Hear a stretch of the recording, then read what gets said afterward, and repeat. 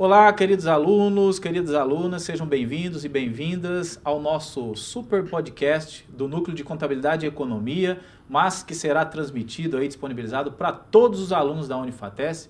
É com muito prazer que estou aqui nessa noite com um convidado super especial que já eu vou chamar.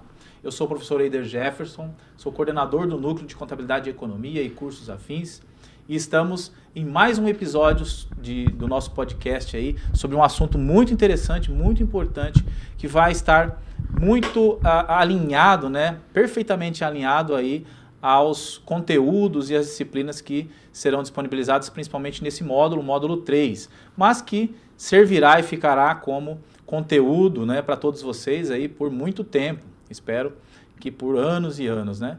E tão importante quanto o tema, né, que é questões legais para negócios digitais, é o nosso super convidado aqui, meu querido amigo, companheiro de longa data, Rodolfo Pomin. O Rodolfo, ele é advogado para negócios, especialista em negócios, né, em direito empresarial, é professor, é consultor e mais um monte de coisa aí que o Rodolfo domina pra caramba. Então quero chamar e convidar para que ele se apresente melhor. Rodolfo, seja bem-vindo. Muito obrigado pelo convite, Eider. Cara, geralmente quando você me apresenta, você costuma encher minha bola e aí você cria uma expectativa falsa e agora eu tenho que cumprir essa expectativa no podcast, que é um desafio muito grande pra mim, viu, Eider? Nada, cara. A galera já te conhece aí, né, de alguns carnavais. Você levanta minha bola. Gerais, né? Bom, pra quem não me conhece, eu vou me apresentar. Eu sou Rodolfo Pomin, sou advogado para negócios, como o professor disse.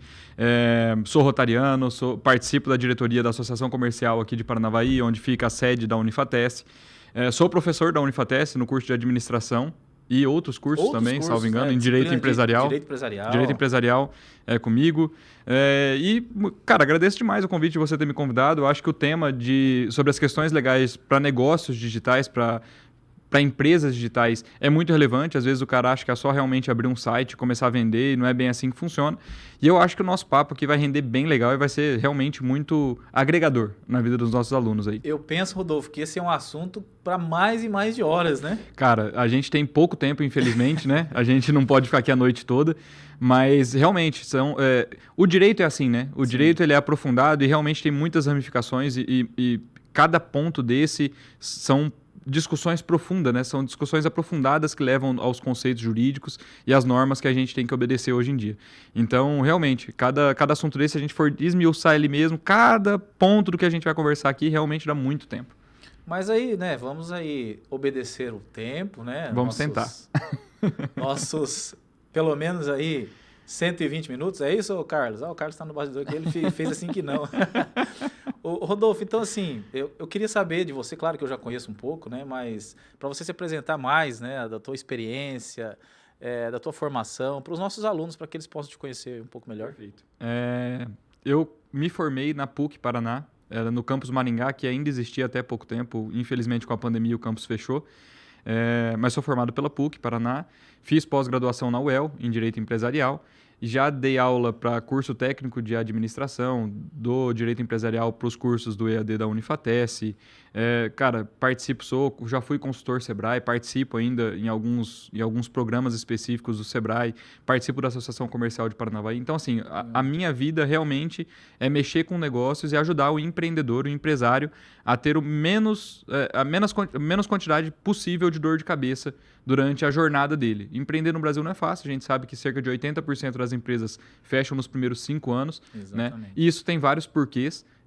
A gente estuda isso todo dia, a gente lidar com isso todo dia. Se nós formos nos aprofundar nisso aí, já vai fugir já completamente é um outro assunto, do assunto, exatamente. Né? Mas a gente procura realmente entender a vida do empreendedor, quais são as dores dele, o porquê de ele tomar cada decisão, e a gente tenta antecipar isso. Então, como a gente tem uma experiência, eu já tive 3, 4, 5 clientes que já seguiram esse caminho, quando eu começo a ver um cliente querendo errar, eu já antecipo e falo, cara, aqui vai dar errado por causa disso. Então a gente consegue encaixar não só o direito, né, a parte jurídica da minha atuação, mas também essa parte de gestão, legal.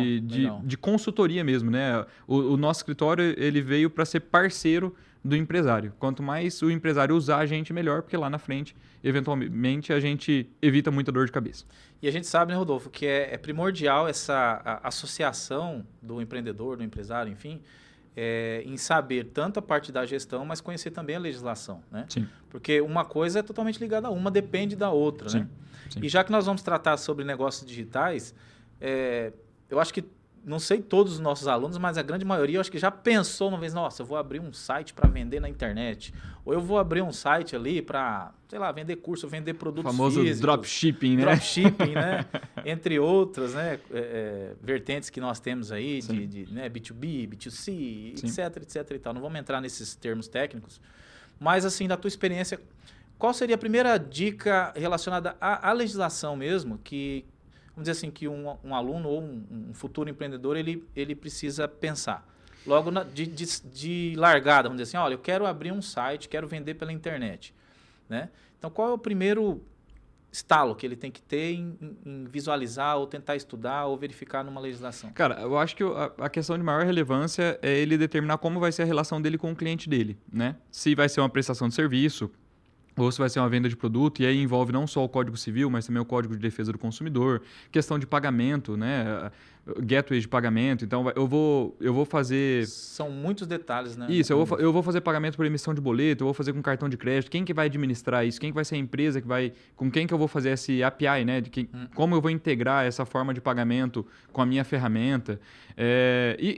Eu acho que o principal é pensar na relação com o cliente. Quais são os problemas? Você falou interessante que além da parte de gestão, é importante entender a parte jurídica também. Obviamente, porque gestão é você gerir risco. É você optar pelo caminho com o menor risco possível, para você ter a maior possibilidade de estabilidade, de previsibilidade do negócio possível. Para ter sucesso, né? Exatamente. E quando você estrutura bem essa relação num planejamento, num business plan ali, num planejamento, num plano de negócio, de forma antecipada, você consegue identificar onde pode dar problema com o seu cliente, onde o seu cliente pode querer te processar, ou onde você pode pisar na bola com o cliente, ou o cliente pisar na bola com você, e aí você já se antecipa, você cria ferramentas de forma antecipada para que isso não venha realmente acontecer, efetivamente acontecer. Esse é o principal ponto. Aí depois a gente pode falar de LGPD, a gente pode falar de questão do Código de Defesa do Consumidor, questão de alvarás, porque a gente é uma empresa, ela precisa se regulamentar, estar regulamentada. Muitas vezes eles pensam, o empreendedor digital, ele pensa, eu não tenho um local físico, estrategicamente, mas tem. Se for a casa dele é o assim, físico dele. Né? Esse é o ponto. Acho que a gente talvez até entre de forma antecipada, mas só para finalizar. Então, tem outras questões. Então, por exemplo, tributário. Cara, tem muita gente que vende na internet e não sabe onde se paga o ICMS, né? Como lançar a nota fiscal, né, para se recolher esses tributos. Então, assim, são questões que é importante o empreendedor entender. Não precisa ser o gênio do negócio. Cara, vai num contador, vai num advogado, né? troca uma ideia. Olha a importância dos contadores aí, hein, pessoal. Cara, contador é fundamental. Inclusive, esse papo a gente poderia ter outro dia com o contador, com a visão mais contabilista, menos jurídica do negócio. Mas é importante que o empreendedor ele entenda minimamente a operação dele, né? Então, ele vai comprar de onde? Se ele comprar daquele lugar, como vai ser a relação dele com o fornecedor dele? O que pode dar de problema? Conhecer o modelo de negócio também é fundamental, né? Mas se ele não sabe como ocorre a receita dele. Né? Isso, a monetização, né? Onde ele vai ganhar dinheiro. Que é o modelo de negócio. Mas veja, o modelo de negócio não é nem só isso, Eder. Eu acho que essa análise é um pouco mais aprofundada mesmo. No sentido de, cara, eu vou comprar do João. O João, ele vai me entregar no prazo? Se ele não me entregar no prazo, o que vai acontecer? Quais são minhas alternativas? Se ele não me entregar no prazo, eu não vou conseguir entregar para o meu consumidor no prazo. Como eu vou fazer em relação a isso? Aí já quebra a questão da confiança do consumidor, já entra no Código de Defesa do Consumidor. Nem só isso, cara. A crise reputacional da empresa. Lógico, a gente vai focar no jurídico, mas assim, existem mil outras consequências problemáticas, né? Então, todas essas nuances precisam ser calculadas e estudadas antes. Então, eu vou comprar desse fulano aqui. Esses caras vão me entregar no prazo. Como vai ser essa negociação? Tá, quando essa mercadoria entrar no meu estoque, ou seja, o estoque físico ou o estoque virtual, porque eu estou vendendo um negócio que eu sei que o cara vai entregar, né? No caso do dropshipping, eu não tenho estoque, mas eu vendo um negócio que alguém vai entregar para o meu consumidor. No caso, é intermediário. Exatamente. Você faz esse trabalho de intermédio. E aí o fornecedor, em tese, emite uma nota para mim e eu emito uma nota para o meu consumidor. Então, como vai funcionar essa questão da tributação? O que eu pago comprando desse fornecedor? O que eu pago vendendo para o consumidor? O que isso impacta no valor do meu produto ou não? Se eu vou comprar em larga escala ou não, se eu vou comprar no atacado, no varejo, como vai funcionar isso? Tudo isso faz parte do business plan. Em cima disso, em cima do plano de negócio, a gente começa a abrir todo esse rol de possíveis riscos e possíveis Sim. problemas que pode dar. E em cima de cada problema desse, a gente vai procurando uma solução ou uma mitigação. O que é mitigação? Eu não anulo o risco. Ele Reduz, ainda né? existe. Mas se Reduz ele ao máximo, acontecer, eu sei exatamente o que fazer para resolver. Então, assim, a possibilidade de ele acontecer é O minimizada. famoso plano B, né? É o famoso plano B. Então, a Ou possibilidade reserva de contingência, tem outros É, nomes. exatamente. A possibilidade do risco vier a ser concretizado, ela existe ainda, ela foi minimizada, mas ela existe. E se o risco vier a acontecer, o que eu vou fazer? Qual o capital que eu vou ter que colocar? E tudo isso tem que ser calculado. Já Isso tô falando da preparado, parte, né? isso falando da parte jurídica. Aí você vai falar da parte de gestão, é importante que o empresário se precava mesmo. Se precava é sacanagem, né? Se prepare Se prepare. para esse melhor. cenário. Por quê? Porque ele vai gastar dinheiro no futuro. Hoje as empresas, a gente sabe, isso é científico, não é invenção da minha cabeça. Em 2018 foi feito um estudo que todas as empresas do Brasil, não importa o tamanho, não importa, elas gastam de 3 a 5% do faturamento anual com demandas judiciais. Sejam elas com honorário, indenização, custos judiciais, certeza, etc. né? Então, assim, sempre, esse sempre ano... há uma falha ali. Exatamente, né, perfeito. Esse ano eu faturei 100 mil reais. Eu não gastei nada esse ano. Os meus 5% eu não gastei esse ano. Cara, o ano que vem você vai gastar 10 mil reais, porque acumulou desse ano.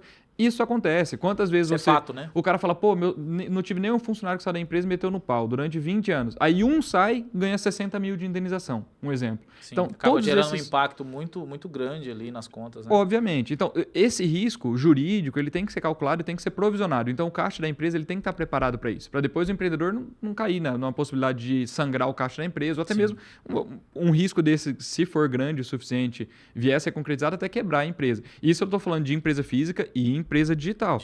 Obviamente que a empresa digital, ela tem, por exemplo, menos mão de obra humana, porque existe toda uma tecnologia por trás, etc. Com esse boom... com a inteligência artificial, né? Cara, com esse boom de startup que deu do ano ali de 2016 para cá, vamos colocar assim, de forma mais... É óbvio que tem para trás, mas vamos tentar colocar um período específico dessa crescente exponencial. Nesse período, a gente criou tanta tecnologia que facilitou a vida do empreendedor digital que hoje o cara realmente sozinho ele consegue tocar uma empresa bilionária, que roda muito Temos dinheiro. Muitos exemplos. Entendeu? Né? Então, assim, eu né? atendo um cliente, por exemplo, de Maringá, que ele tem uma plataforma de educação. A plataforma desse cara é totalmente escalável. Ele tem lá o time de desenvolvedor dele, o time de suporte, é um time enxuto, mas com a estrutura que ele tem, ele consegue atender... Cara, ele consegue...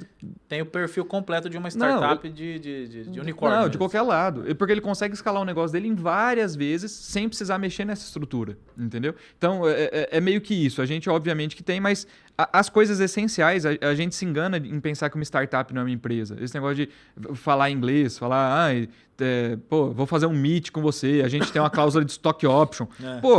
Legal usar termo inglês. Falar difícil, cara, vamos falar. É bonito, mas né? você tem que entender que startup é uma empresa, tem CNPJ, precisa cumprir a legislação. Então, são coisas básicas que na empresa física também funcionam na empresa digital, né? E que a pessoa precisa entender. A gente estava falando do alvará. Na empresa digital é mais fácil, porque no Brasil, com a lei do incentivo ao empreendedorismo, não me lembro exatamente o nome da lei, mas é uma lei do ano de 2019, ela facilita a dispensa de alvará para algumas atividades com risco diminuído. Então, por exemplo, eu não tenho estoque, eu não tenho funcionário, eu não atendo pessoas já reduz bastante na instalação vamos física. dizer assim, entre aspas, a responsabilidade, né? O risco de dar um incêndio por conta do estoque é mínimo. O risco de alguém escorregar na escada e ficar tetraplégico é mínimo.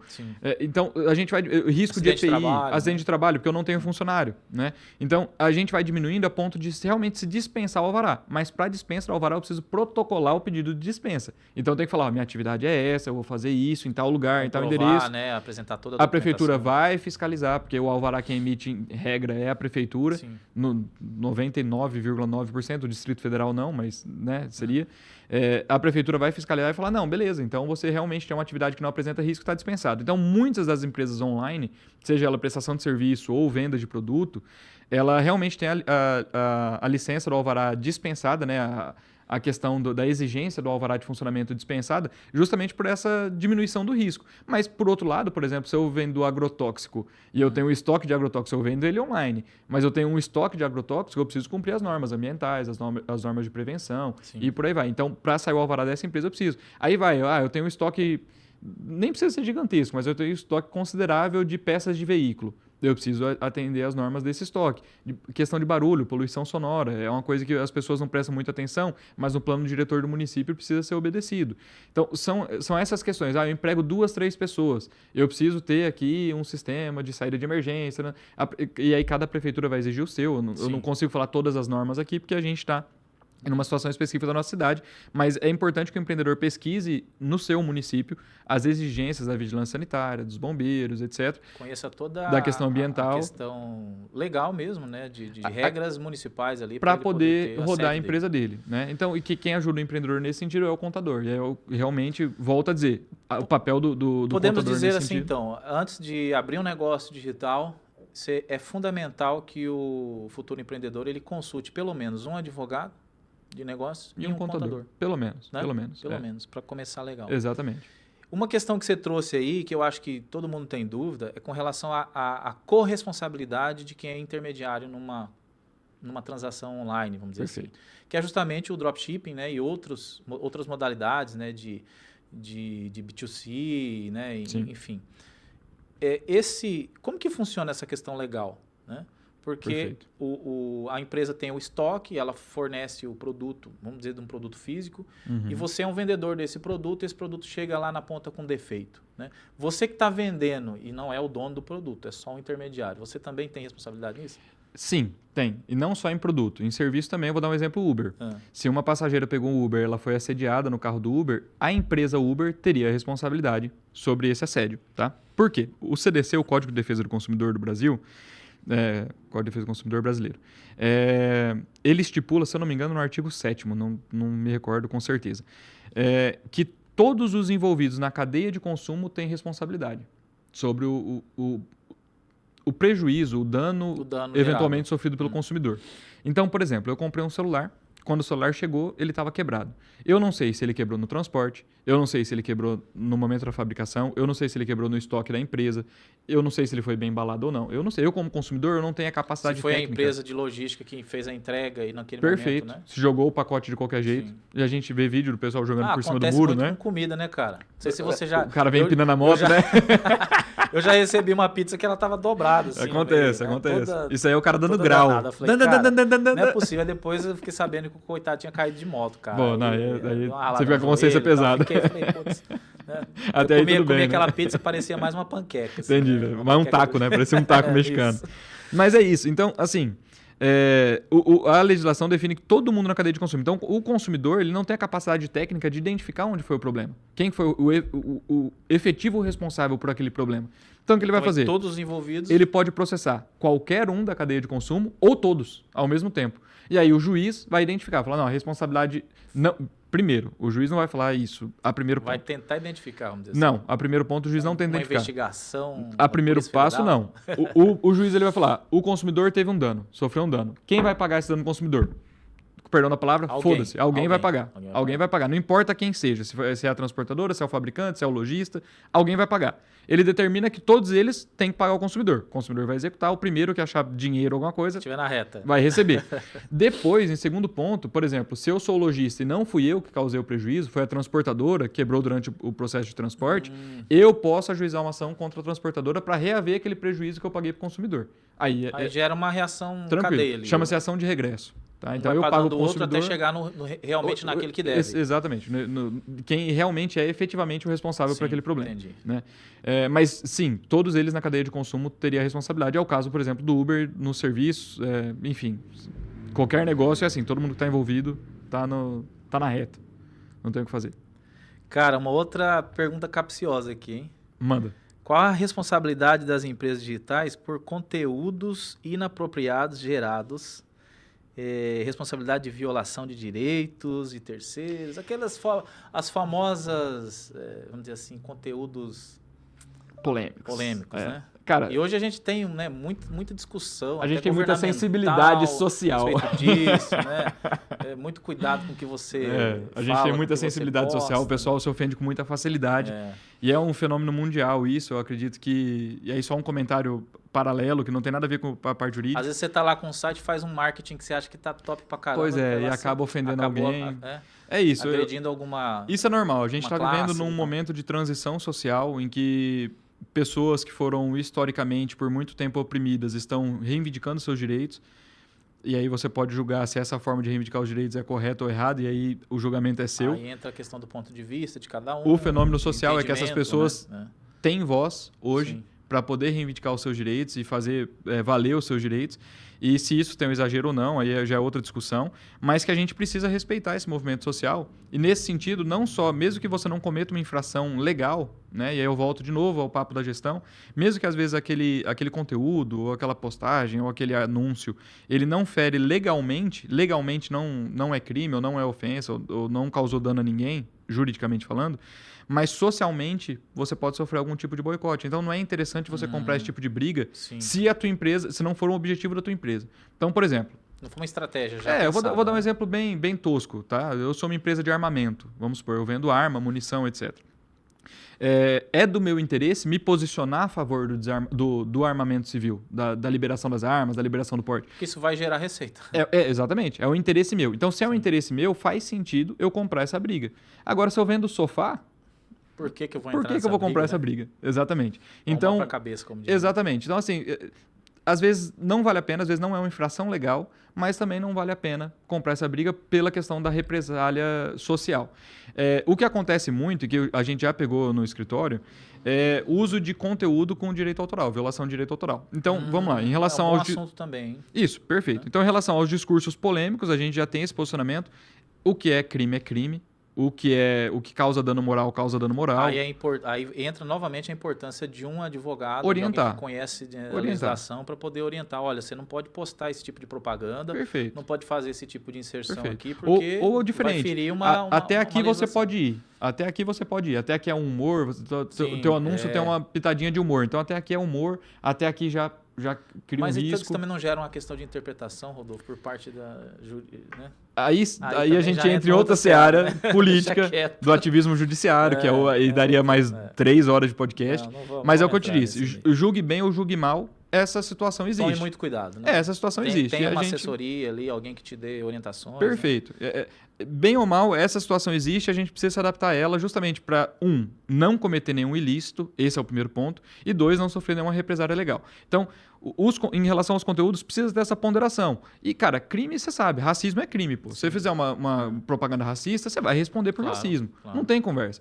Discriminação sexual é crime, meu irmão. Você vai fazer, você vai responder. Então, você tem claro que é crime na tua cabeça. Se você cometer, você vai cometer o crime. Então, a ideia é que você não cometa crimes, não chegue perto de cometer crimes e não incite esse tipo de crime. Então, em relação aos conteúdos mais polêmicos, é isso. Em relação ao direito autoral, existe muito aquela questão, vou fazer um anúncio de pizza aqui. Aí vou lá no Google, pizza. A primeira foto de pizza que aparece, eu baixo ela, pá. Coloca. Aconteceu com um cliente nosso, ele tinha um software de gestão de lanchonete, restaurante e tal, e um dos associados, um dos restaurantes filiados a ele, no cardápio, anunciou uma pizza de um banco de dados desse que era direito autoral, é fechado, não é livre o direito autoral. Aquele que você paga, né? Uma taxinha? Não, então, você deveria pagar para usar a foto. E ele não pagou, conseguiu a foto de forma meio clandestina, meio craqueada, e rodou aquela foto. E o autor da foto, o fotógrafo é de Santa Catarina, processou o restaurante. Ganhou. Em relação... Tá em disputa. Né? Não posso comentar processos judiciais. Sim. Mas houve a demanda...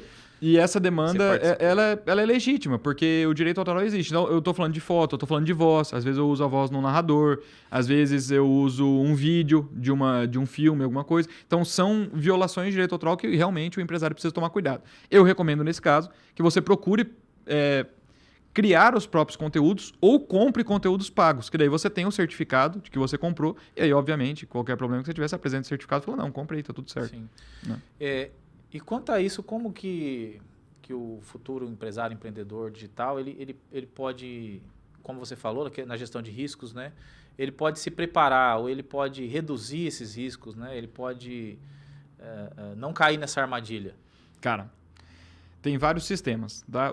Lógico, a primeira barreira de proteção é um sistema de compliance eficiente. E aí o compliance, muita gente não sabe o que é, mas é uma tropa de elite, é um time composto por vários profissionais, geralmente os diretores ou os gestores da empresa, que definem quais brigas eles vão comprar ou não e o que fazer em cada situação. Então, vamos supor, tem mecanismo... Vou dar um exemplo bem esdrúxulo para a gente ilustrar.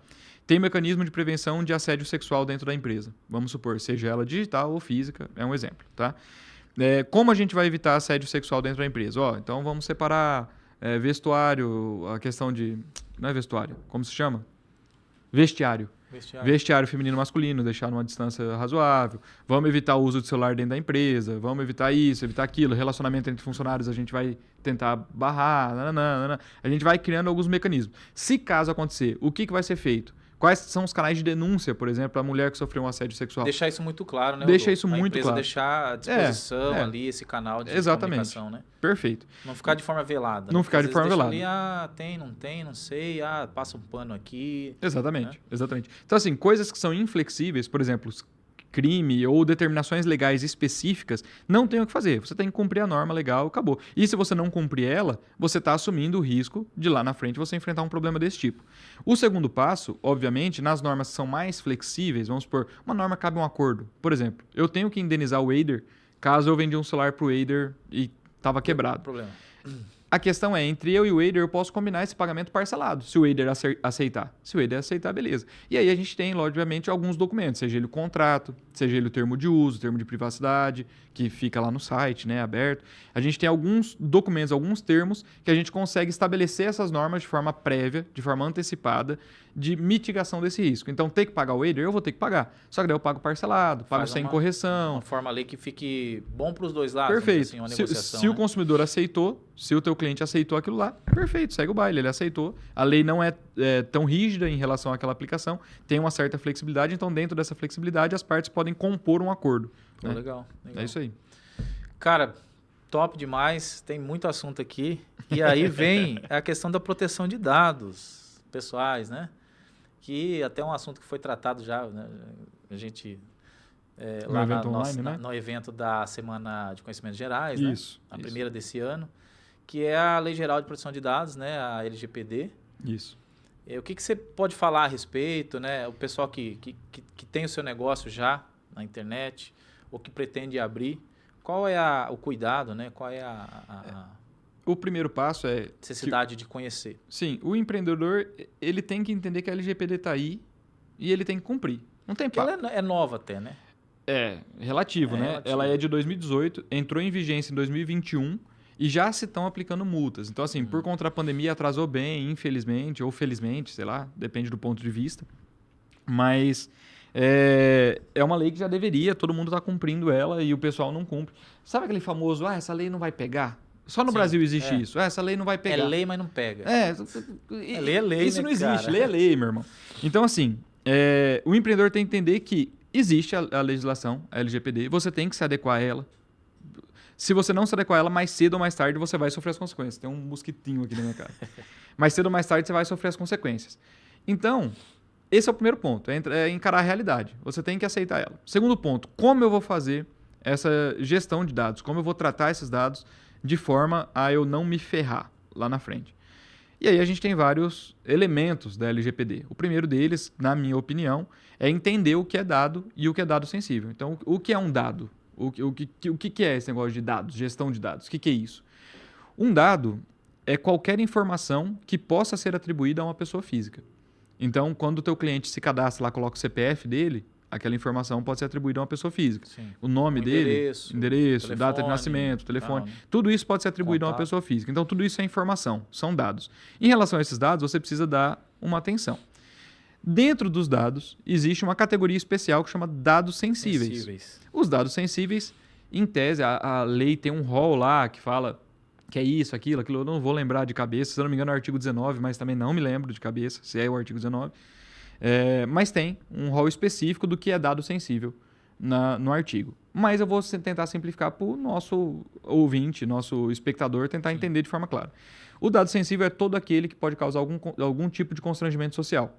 Então, religião, raça, sexualidade, posicionamento político, problema de saúde, informações financeiras, tudo isso pode causar algum tipo de constrangimento social para aquela pessoa. Sim. E aí, esses são os dados sensíveis.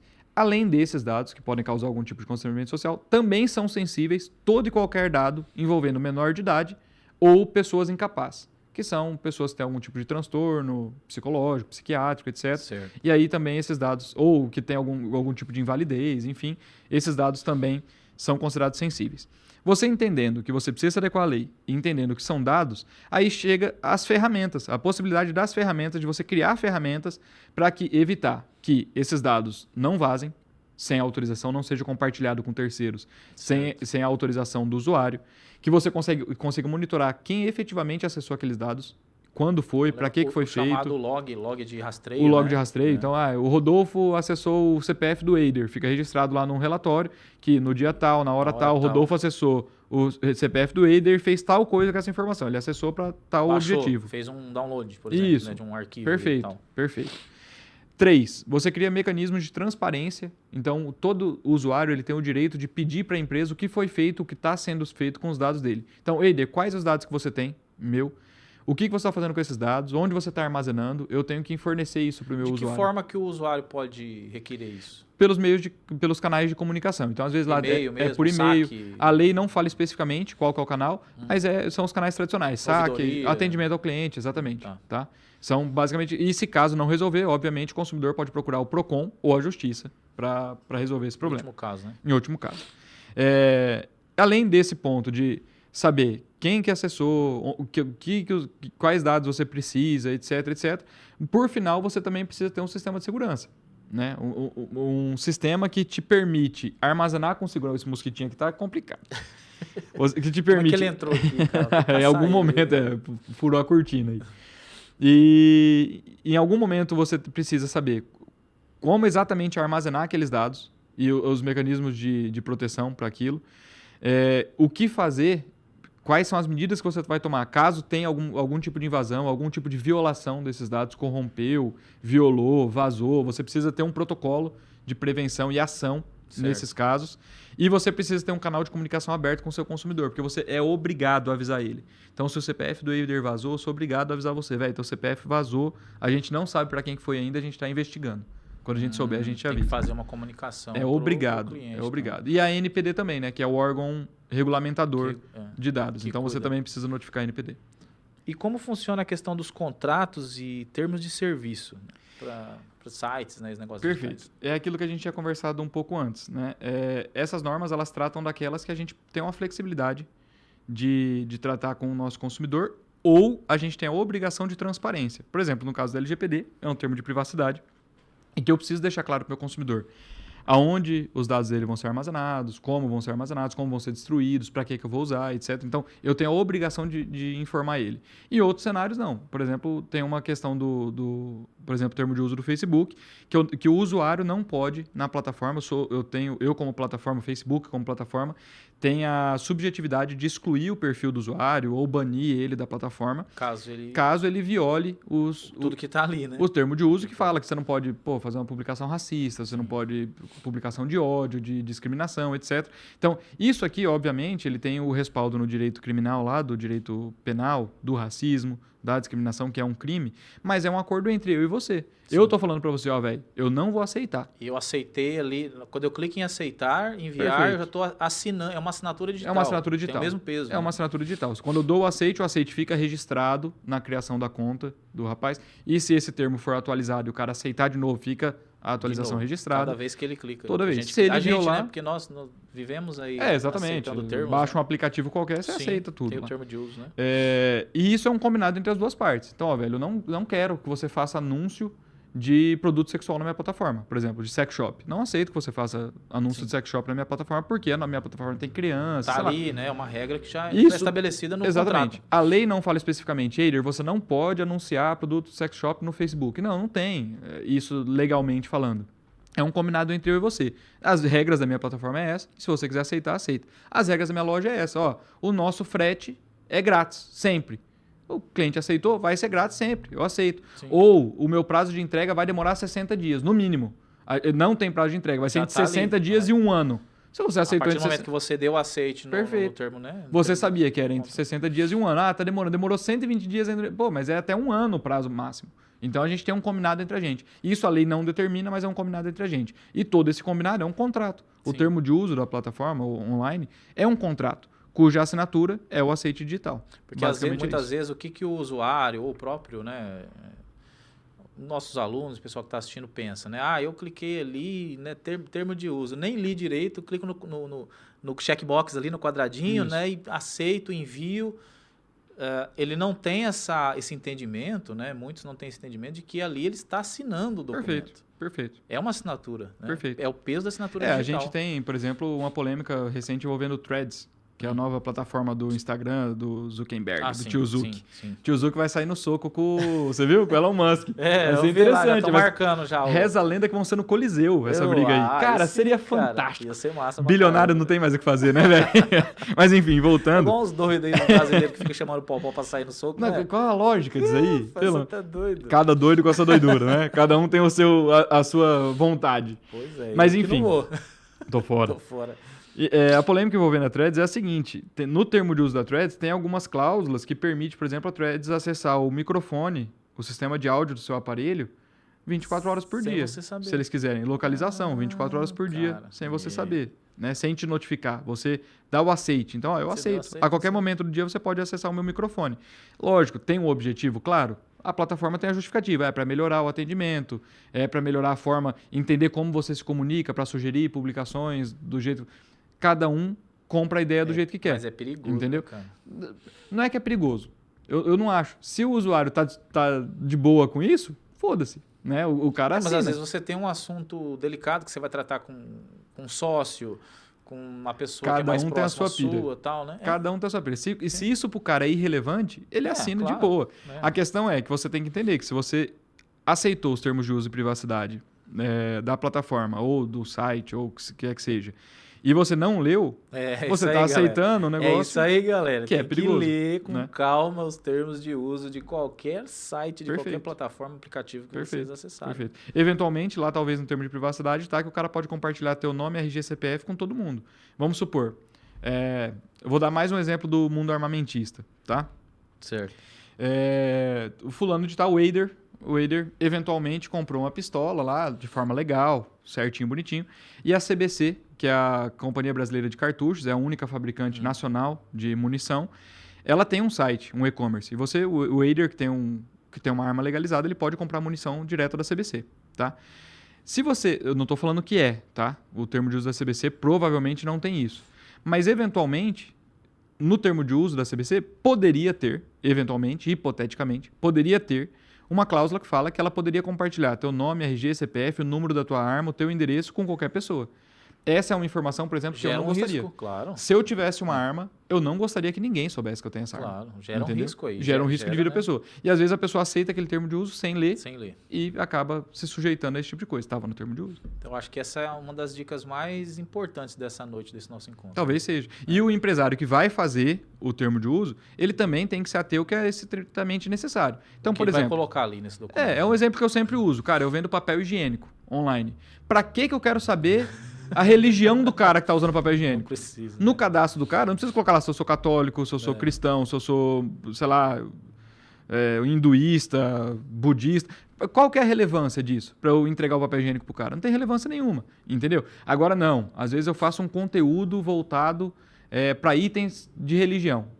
Eu vendo lá itens do candomblé, eu vendo itens da Igreja Católica, vendo... Sim, beleza. Específicos de uma, e aí eu preciso, nicho, né? Exatamente. Eu preciso saber exatamente qual que é a religião do cara, porque eu tenho uma gama e realmente isso pode até ser ofensivo. Por exemplo, se eu oferecer uma imagem do preto velho, que é do candomblé, umbanda, não sei, para um católico, talvez o católico se sinta ofendido, porque existe esses preconceitos, infelizmente. Às vezes entendeu? Por falta de conhecimento. Exatamente, perfeito. Né? Mas eu preciso saber de qual religião que o cara é, porque eu vendo artigos de várias religiões, eu quero conduzir ele para os produtos da religião dele. Então, é relevante eu pedir a religião dele no cadastro dele. Então, o empreendedor tem que ter essa noção. O que não é relevante, meu irmão, não compra essa briga. Se isso aí vazar, se der problema, vai vir em você, irmão. Esquece, não pega essa informação.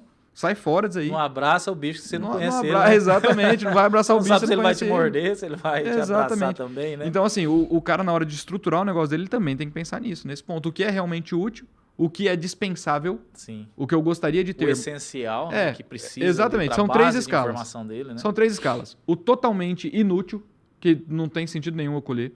O que é dispensável, mas é útil em alguma campanha de marketing, alguma coisa é útil, mas é dispensável. A minha atividade principal não depende daquela informação. Mas eu posso usar essa informação futuramente. Perfeito. E o que é essencial. Estratégia, né? Perfeito. E o que é estritamente essencial. Por exemplo, o CPF do meu consumidor é essencial para emitir nota fiscal. Eu preciso do CPF do cara. Sim. Então isso é essencial para a atividade. E tem muita gente que resiste, né?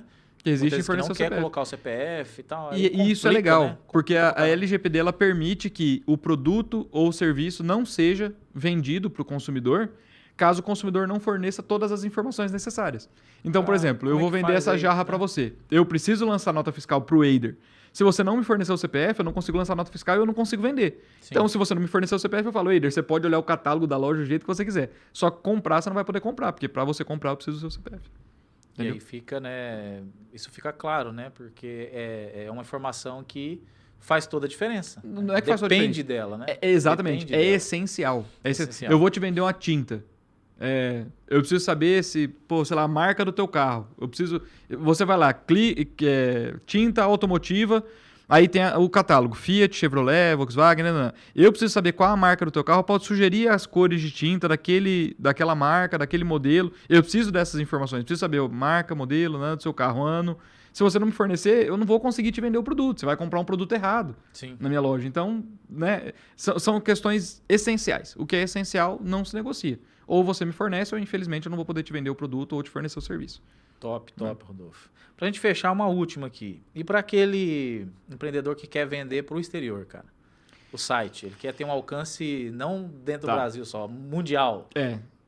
Isso é interessante, porque além de todas as normas brasileiras que você é obrigado a cumprir para você manter uma empresa aberta, um negócio aberto no Brasil, você tem que pagar imposto, você tem que ter um domicílio, você tem que ter o CNPJ, você tem que lançar nota fiscal, etc. Você vai precisar entender também das normas do país que você está fornecendo. Né? E se forem vários países, aí então o cara você depende, por exemplo, União Europeia são vários países, só que as regras são todas iguais, né? Todas minimamente parecidas, pelo menos. Certo. Né? Algumas têm mais flexibilidade, outras não, enfim. Mas você precisa entender. E aí é bom que você tenha uma equipe de tradução, uma equipe de conexão, uma equipe de distribuição no outro país, para você entender quais são os caminhos, os melhores caminhos para você seguir também. Obviamente, não é impossível, mas é um passo realmente muito grande. Você sai de um conforto, de uma bolha, e você entra em outro cenário totalmente novo, totalmente diferente, que você precisa se adaptar a ele. Só que é interessante que o empreendedor, ele não digo que é um test drive, né? Mas que ele faça uma escola, pelo menos com menor alcance, né? A gente chama de MVP, né? De forma regional, no próprio país, para depois expandir. Então, às vezes, o empreendedor ele tem aquele olhar muito longínquo, né? Quero alcançar uma multidão e tal, e não tem o preparo nem legal, nem de gestão, nem de gestão de risco, que é tão importante como você falou, você e acaba caindo em muitas armadilhas. Você não conhece a cultura, a legislação daquele outro país, né? De forma aprofundada. Mas assim, a gente está falando de um cenário em que o cara vai fornecer um monte de produto diferente, um monte de serviço variado. Eu conheço, por exemplo, um cara que estava exportando castanha do Pará para a Europa, e o negócio dele era super simples. Ele tirava a certificação que precisava aqui no Brasil e as empresas lá compravam. Simples assim. Ele lançava nota fiscal aqui, logicamente, era traduzido, etc. Mas ia sossegado. Mas com certeza ele teve um apoio ali, ele teve uma... óbvio. Sozinho o cara não chega. Uma consultoria que orientou tudo que ele deveria fazer, né? Sem dúvida. Sozinho o cara não chega nesse caminho. Mas é uma realidade de um produto simplificado, um produto in natura, e que não precisa de tanta burocracia, não precisa de tanta exigência. Então é possível você até seguir um caminho, até nos estágios mais iniciais. Então, nesses produtos mais simplificados, que não precisa dessa toda a burocracia, o cara consegue até fornecer para outros países de forma no exterior, sem precisar de muita... Até nos estágios mais iniciais mesmo, assim, ele já consegue. Mas varia muito. Tem situações, por exemplo... Depende muito do produto, Depende muito. Como é que você vai fornecer, por exemplo, um medicamento para um outro país? Um medicamento, lá tem normas, tem certificações. Então, são situações que são um pouco mais complicadas. Mas, no geral, não é impossível, obviamente, e realmente é um grande passo. A gente recomenda que o cara tenha uma base nacional muito forte, a marca esteja bem reconhecida aqui, que tenha uma gordura de caixa para queimar, porque às vezes você acha que você vai entrar vendendo muito e a cultura local não compra o teu produto, né? Um estudo de mercado muito aprofundado, né? Perfeito. Por exemplo, no Japão tem mais de 300 tipos de Kit Kat. Você sabia disso? Eu não. 300 sabores do chocolate Kit Kat lá no Japão. 300 é muita coisa, eu aprendi cara. isso essa semana, cara. Você é louco. Tem um canal que eu sigo do Nem pessoal de que Kit Kat viaja. eu gosto, cara. Você não gosta de Kit Kat? Meu filho gosta pra caramba. Lá é assim, Kit Kat, um negócio assim que eles chamam, e tem uma expressão japonesa que é Kit Katsu, se eu não me engano. Posso estar falando uma merda. Qual é o seu? Os japoneses que me perdoem. Mas essa expressão quer dizer, tipo assim, boa sorte, vai com tudo, é isso aí, já é seu. Então eles presenteiam as pessoas com Kit Kat porque a marca se parece com essa expressão. Então é comum o japonês presentear há muito tempo isso já. É uma marca inglesa, Kit Kat não é japonesa. Mas é comum no Japão as pessoas se presentearem por causa disso. E por aderiram, né, na cultura. Não, assim. Exatamente, virou cultural. Então é normal, por exemplo, você vai numa entrevista de emprego, eu te presentear com um Kit Kat. Entendeu? Te desejando boas energias. Inclusive lá, a embalagem atrás vem um campinho para você escrever pro cara uma mensagem ali. Que interessante. Muito legal. Então, como a cultura comprou, lá os caras têm 300 tipos de Kit Kat. Mas não quer dizer que o Brasil vai comer os 300 tipos de Kit Kat. Aqui eu não conheço mais de 2 tipos de Kit Kat. Eu só conheço um. Ah, não, é 2. Aquele tem o preto e branco. Entendeu? Tem o preto e branco. É o que eu conheço. Do resto, aí, cara, lá tem de chá verde, tem de morango, tem de infinidade. Não quer dizer que a Kit Kat japonesa, o Kit Kat que vende no Japão, vai vender bem no Brasil. Sim. Porque lá vende pra cacete, que não quer dizer que aqui vai vender pra caramba também. Entendeu? Então, porque aqui a cultura é diferente e tal. Então, tem essas variações. O ideal é que o cara realmente se programe, pesquise, se prepare. Cara, faça uma pesquisa de campo mesmo, rode um MVP, começa a fornecer o teu produto em alguns lugares específicos para ver se vende. Né? Exatamente. E aí começou a rodar, você começa a colocar dinheiro nisso e aí vai embora. Não tem problema nenhum também. Top, cara, top. Massa demais. Infelizmente estamos chegando no final. Mas eu tenho certeza que a galera deve estar adorando, cara. Que papo gostoso aqui. E com um cara que eu admiro demais e que tem conhecimento, como disse, para mais de metro. Obrigado. A gente ficaria aqui, com certeza, horas e horas batendo papo aqui. Sem dúvida, eu tava só me aquecendo, pô. Agora que eu comecei a me soltar aqui. E assim, já te agradecendo, eu queria que você deixasse as suas... Não as últimas palavras, né? O pessoal não são as últimas palavras do Rodolfo. As palavras finais do nosso encontro aqui. Perfeito. Para os nossos alunos. Eder, de novo, eu gostaria de novo agradecer o convite. Você sabe que você pessoalmente pode contar comigo sempre. A Unifates pode contar comigo sempre. Eu estou sempre à disposição de vocês, tá? Para mim é uma honra estar aqui falando do que é minha paixão. Eu falo disso com energia, porque eu gosto disso, eu vivo isso. Isso é o tesão que me move, assim. Isso é muito legal. E eu gostaria de falar para os nossos alunos, se eu não me engano, esse vídeo vai para todos os cursos, né? Todos os cursos, para todos os quase 200 mil alunos. Aí vai bater até o final do ano, a gente bate. É meta. Vocês, 200 mil alunos que estão nos assistindo nesse momento, cara, perseverem. A Unifates oferece para vocês não só aulas e material, vocês têm uma gama de materiais paralelos, como esse podcast, por exemplo, como a semana acadêmica, a semana de conhecimentos gerais da Unifates. Além de toda a estrutura dos polos, da plataforma, enfim, a gente sabe que hoje é um dos cursos mais acessíveis do Brasil e um dos mais completos. A avaliação no YouTube, no Google, desculpa. A avaliação no Google da Unifates é altíssima, a avaliação no MEC é altíssima. Nota máxima. Então, é uma instituição credenciada, uma instituição que quando faz algo, faz com muito carinho e com muito preparo para vocês. Eu espero que vocês deem valor nisso, espero que vocês se preparem para o mercado de trabalho. O mercado de trabalho não é suco de morango. Não é só se formar e já sair abraçando. Principalmente se você for empreender. Principalmente se você for empreender. Empreender é muito mais difícil do que trabalhar CLT, do que prestar um concurso. E empreender, além de você trabalhar corriqueiramente as horas de trabalho, você vai trabalhar de noite, você vai viver o teu negócio. Eu estava falando ontem com um cliente que estava passando por uma dificuldade e eu falei para ele que ele não está vivendo o negócio dele, ele está enfrentando a dificuldade por causa disso. Ele não vive o negócio dele, ele tem aquilo como um peso. Tipo, ele é funcionário dele mesmo. Ele bate horário para ele mesmo. Das 8 às 6 eu vou embora para casa. Acabou. E ser empreendedor não é isso. Não. Ser empreendedor é você pensar no teu negócio. 24 horas. Você, cara, e todo negócio, nenhum negócio no mundo é perfeito. Você pode pegar a melhor operação do mundo, tem como melhorar. Tem como economizar 10 segundos de tempo, tem como economizar 1 centavo na mão. É a filosofia Kaizen, né? Exatamente. Hoje melhor que ontem e amanhã melhor que hoje. Nem não que for tem 0,0001%. Não tem conversa. Dá para melhorar. Dá para melhorar sempre, sempre. Então, empreender não é brincadeira, é um negócio sério. Por isso, raros empreendedores que dão certo. A gente sabe que 80% das empresas fecham nos primeiros 5 anos. Então, se você quer empreender, se prepare para isso. Se você não quer empreender, quer prestar concurso, quer entrar no mercado de trabalho como CLT ou como consultor, enfim, se prepare para isso também. O mercado de trabalho hoje está concorrido, a gente vive num período de recessão. Esse vídeo está sendo gravado no meio de 2023. Se você está assistindo isso em 2030, saiba que em 2023 a gente estava num período de recessão.